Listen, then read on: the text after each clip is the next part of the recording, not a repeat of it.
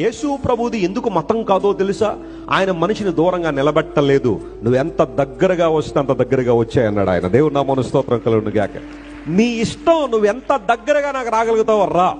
నేను ఎప్పుడు నేను త్రోసివేసే దేవుణ్ణి కాదో, ఎప్పుడు నిరాకరించేవాడిని కాదు. నీ కులాన్ని బట్టో, నీ రూపాన్ని బట్టో, నీ చదువును బట్టో, నీ స్థాయిని బట్టో, నీ డబ్బును బట్టో, నీ అంతస్తును బట్టో నేను ఎప్పుడు కూడా నేను దూరంగా పెట్టలేదో. I just love you as you are. నువ్వు ఎలా ఉన్నావో నేను అలా ప్రేమించాను. మనలో ఏ ఒక్కరూ మంచోళ్ళు అని యేసుప్రభువు మన కోసం చనిపోలేదు. నీతిమంతుల కోసం ఎవరైనా చనిపోవడం తెగిస్తారేమో కానీ అనీతిమంతుల కొరకు, దుర్నీతి పరుల కొరకు ఎవరు చనిపోతారు ప్రపంచంలో? యేసుప్రభువు మనల్ని ప్రేమించారు. ఆయన ప్రేమ ఇన్క్లూసివిటీని ప్రోత్సహించింది.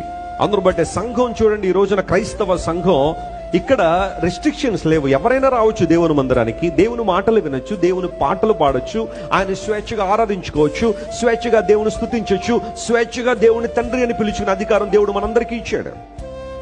ఆయన ఏ ఒక్కరికి దూరంగా ఉండేవాడు కాదు. ఆయన ప్రపంచంలో క్రైస్తవ్యం ఒక మనిషిని దేవునికి దగ్గరగా చేసినట్టుగా ప్రపంచంలో ఏ వ్యవస్థ చేయలేదని చెప్పడానికి నేను చాలా సంతోషిస్తున్నాను. కారణం ఏంటో తెలుసా? యేసయ్య మనల్ని ఆకర్షించుకున్నాడు, తన దగ్గరికి తీసుకున్నాడు.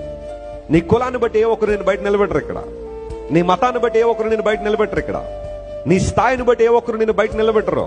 యేసు క్రీస్తు ప్రభు మనల్ని అందరినీ చేర్చుకున్నాడు, ఆయన మనల్ని ఆకర్షించుకున్నాడు.